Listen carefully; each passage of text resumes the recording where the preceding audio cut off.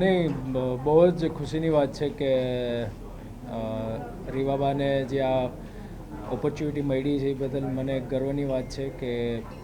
આ જગ્યાએ આવનારા દિવસોમાં ગુજરાત સરકારમાં સારું કામ કરે અને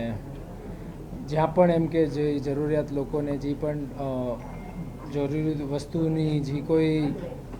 ગુજરાત સરકારમાં એવું ન ખામી રહે કે જે સામેવાળા કોઈ પણ એવા ડિપાર્ટમેન્ટમાં કંઈ પણ ઓલું થઈ શકે તો એ બદલ ખૂબ ખૂબ હું એમને શુભકામના પાઠવું છું અને તમામ બીજા પણ મંત્રીઓને જે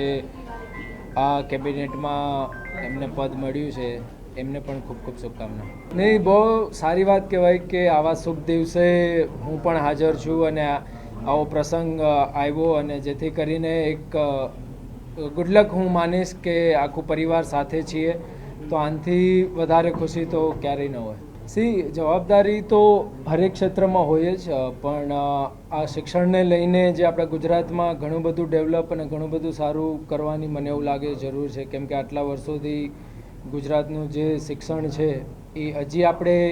કેમ વધારે ને વધારે સારું કરી શકીએ એ મુદ્દા ઉપર ધ્યાનમાં રાખીને મને એવું લાગે છે કે જે જવાબદારી સોંપવામાં આવી છે એ બહુ જ સારું કામ કરશે અને જેટલું ગુજરાતનું જે શિક્ષણ છે જેટલી ઊંચાઈએ લઈ જાય એ ઊંચાઈએ લઈ જવાના પૂરેપૂરા પ્રયત્ન કરશે. શિક્ષણમાં તો મને એટલી બધી ખબર નથી કેમ કે મારું શિક્ષણ એટલું બધું હું અત્યારે ક્રિકેટર ન હોત, પણ જોક્સ અપાર્ટ કે નહીં, પણ જેટલું અત્યારના છે એટલું ડિટેલિંગ ઓનેસ્ટલી મને ધ્યાન નથી કેમ કે મારો પૂરેપૂરો ટાઈમ હું ક્રિકેટમાં આપું છું, તો એટલું બધું હું કહી ન શકું કે ક્યાં શું છે શું નહીં, પણ એ વાતની 100% ગેરંટી આપું છું કે જે પણ છે એનાથી અજાય બધું day by day year by year સારું જ થશે. દીકરીઓને સારું શિક્ષણ મળે, સારા હોદ્દાઓ મળે અને સારા પ્લેટફોર્મ મળે જેથી કરીને આગળ જઈને તે સારી નોકરી છે, સારા ફિલ્ડમાં જોબ મળે. આ છે તો એ મારા ખ્યાલથી જો શિક્ષણ સારું હોય તો જ સારી નોકરી અને સારા ફિલ્ડમાં એમને સારી ઓપોર્ચ્યુનિટી મળે. સૌપ્રથમ તો હું આપણા સશસ્ત્ર નેતૃત્વ આ દેશના યશસ્વી પ્રધાનમંત્રી શ્રી નરેન્દ્રભાઈ મોદી સાહેબ, એવા જ ગૃહપ્રધાન આદરણીય શ્રી અમિત શાહ સાહેબજી, રાષ્ટ્રીય અધ્યક્ષ જેપી નડ્ડાજી અને ગુજરાત સરકારના આદરણીય મુખ્યમંત્રી શ્રી ભૂપેન્દ્રભાઈ પટેલ સાહેબ,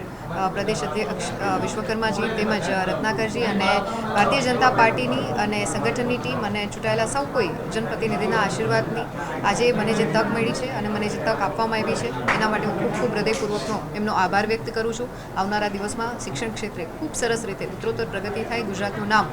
ખૂબ સરસ રીતે આગળ વધી શકે એ માટે સતત પ્રયત્નશીલ રહીશું. કરી અને જે કાંઈ પણ ઘટતું કરતું હશે શિક્ષણના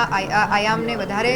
ખૂબ સરસ મજબૂતાઈથી ગુજરાતમાં જે મને જે રિસ્પોન્સિબિલિટીઝ આપી છે રાજ્ય કક્ષાના મંત્રી તરીકે એને વ્યવસ્થિત રીતે સુચારુ રૂપે આ ડિપાર્ટમેન્ટને આગળ વધારવા માટે અને બાળકોમાં શિક્ષણનું જે એક કેન્દ્ર સ્થાન છે, જે પ્રાથમિક જરૂરિયાતની સાથે સાથે જે વિકસિત ભારતની પરિકલ્પના આદરણીય પ્રધાનમંત્રી શ્રી સેવી રહ્યા છે એમાં યુવાધનનું જ્યારે યોગદાન આપવાનું હોય ત્યારે બાળકો છે આવતીકાલે આપણા દેશનું ભવિષ્ય બનવા જઈ રહ્યા હોય ત્યારે એમના શિક્ષણમાં ક્યાંય પણ કચાશ ના આવે અને એ સતત ઉત્તરોત્તર પ્રગતિ કરી શકે અને શિક્ષણના માધ્યમથી આ દેશનો વિકાસ સાધી શકે માટે સતત પ્રયત્નશીલ રહીશું. તો લાંબુ થતું જશે, બટ ડેફિનેટલી મારા માધ્યમથી, આ ડિપાર્ટમેન્ટના માધ્યમથી અને ગુજરાત સરકારના માધ્યમથી, અને સરકાર હંમેશા કટિબદ્ધ છે કે પ્રાથમિક શિક્ષણની વાત હોય, માધ્યમિક શિક્ષણની વાત હોય કે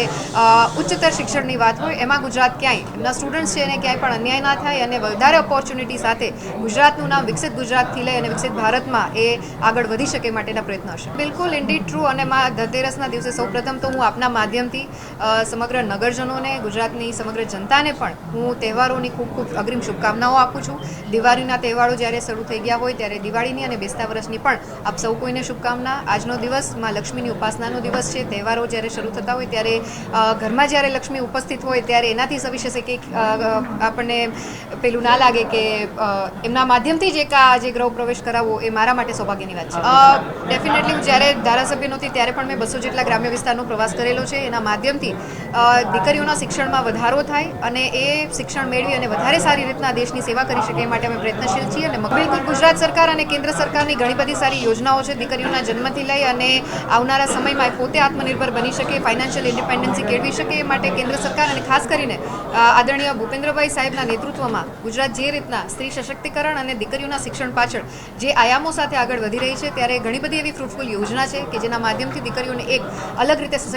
સશક્તિકરણ છે આપણે પ્રદાન કરી શકીએ.